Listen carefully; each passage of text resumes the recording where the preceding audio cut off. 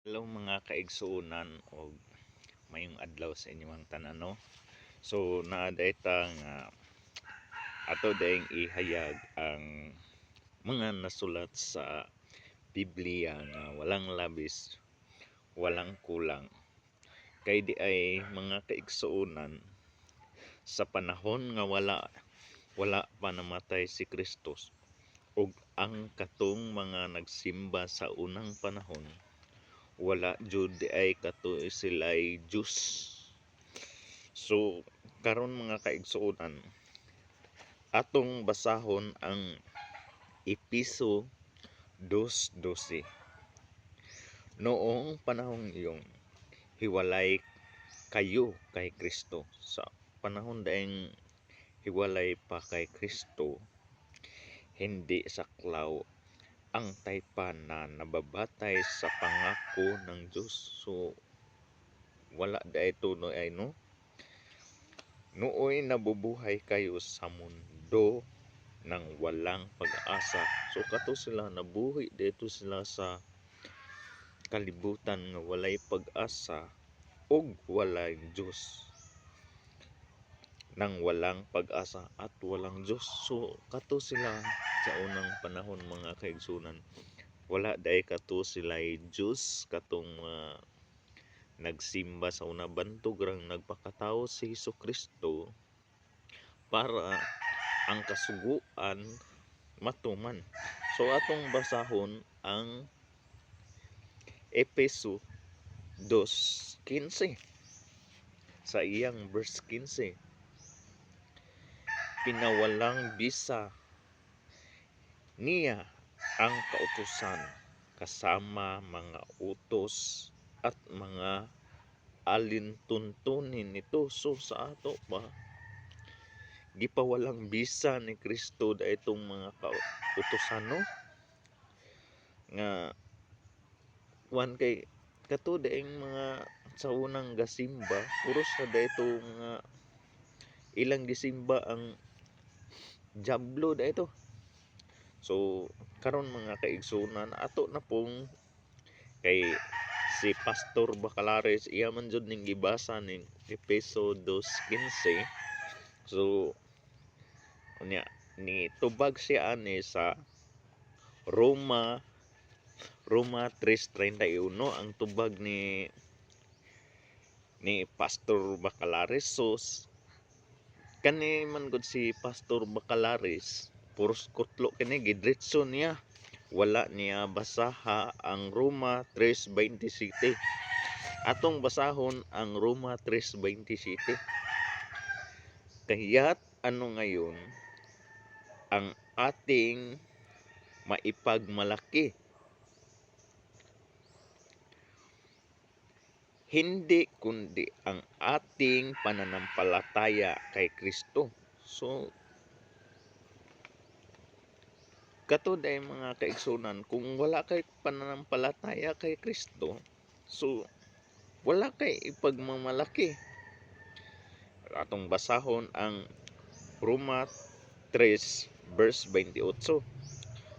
Kung gayon, maliwanag na sa pamagitan ng pananampalataya, itunuturing na matuwid ang mga tao at hindi sa pamagitan ng pagtupad sa kautusan. So klaro kayo no? Dili day sa kautusan day ta kuan day no sa atong pananampalataya kundi sa pananampalataya nato kay Kristo. So klaro kayo mga kaigsuonan nga katong kautusan sa unang panahon sa kuan wala to sila'y Diyos. Walay Diyos. Kay si Kristo mismo ang tinuod nga Diyos. O karon mga kaigsuonan nga kini man gung adlawng igpapahulay suko ang Ginoo ani kay atong basahon ang Isaias 1 ang iyang bersikulo 13. Huwag magdala ng mga handog na walang halaga. Nasusuklam ako sa usok ng insenso, nababagot na ako sa inyong mga pagtitipon kong pista ng bagong buwan at araw ng pamahinga. Ang mga ito'y walang saysay dahil sa inyong mga kasalanan. So, kabalo ba mo mga guys, ug unsay mga sala ni ining mga tawhana sa unang panahon, ang mga sabadista sa unang panahon mong kuan sila no na dako kayo ilang sala kay gagama sila Diyos-Diyosan nga mao kuno si Yahweh. O kabalo man jud ta mga kaigsuonan nga ang Diyos nga si Yahweh walay nawong, iusa lamang kini ka espiritu, dili isda, dili hayop, dili tawo, walay tiil, og labi sa tanan dili makita. Mao kana ang Diyos nga si Yahweh. Og sa pagkakaron mga kaigsuonan kay gagama, pilit man jung gagama ang mga nagsimba sa unang panahon og rebulto sa mga si Gomer gagama siya nga ribultong si Baal og ang mga tawo gasimba ni Asherah. So sa ato pa nagsimba sila sa Diyos nga naay kamatayon og ang Diyos lahi sa ato ang mga Katoliko nagsimba tag Diyos nga walay kamatayon mao si Hesukristo.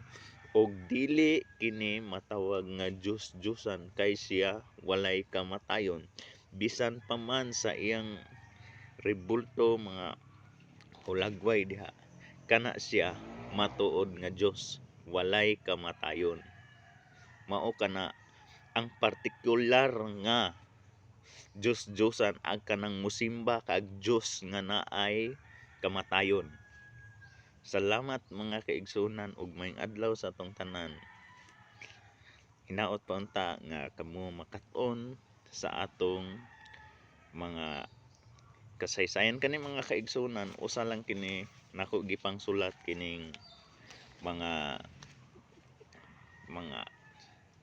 teksto lang kini akong gipang sulat og kini akong gisulat diri sa akong balaan nga notebook. Usa lang kini gikan kini sa Bible nga akong gibasa og akong gisulat diri ang mga teksto. Gisulat nako diri ang mga teksto og kani man gud mga kaigsunan usa ko mosulat niini og adunay sama sa ilang mga vlogger nga mosulat ng mukuan ng mga vlogger nila na isulti ang mga vlogger pagkuan na sa mga vlogger.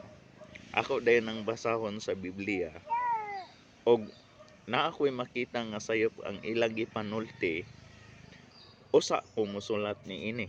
Mao kini ang akong sulatanan sa mga sayop nilang mga vlogs kabahin sa Biblia.